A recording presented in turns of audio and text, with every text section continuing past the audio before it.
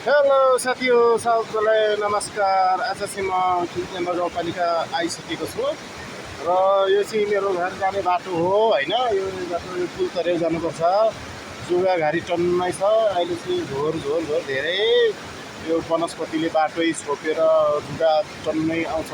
यो चाहिँ चोपती खोलाको पुल हो हैन। यो खोलाको नाम चाहिँ चोपती खोला हो। हेर्नुहोस् यस्तो बर्खा मासमा यत्रो ठुलो हुन्छ, हिउँदमा चाहिँ सानो हुन्छ हैन। यसमा चाहिँ पावर हाउस निकालेको छ। यो चाहिँ पावर हाउसको ट्याङ्की मेन यसको चाहिँ मुहान हो पावर हाउसको। यो तल देखाइरहेको छु र यो चाहिँ मेरो घर जाने बाटो यता पारिपट्टि हो।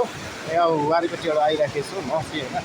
र यहाँनिर चाहिँ पहिरो झरिरहेको छ। यो ठाउँमा त्यस्तो भिड पाखा पहिरो आउँछ है। हेर्नुहोस् साथीहरू, हेर्नुहोस् कस्तो छ चोपती खोलाको चाहिँ। अहिले यहाँ एकैछिनमा पानी घोल बाढी आउनु सक्छ है। त्यही भएर छाता सब्सिडी जानुपर्छ।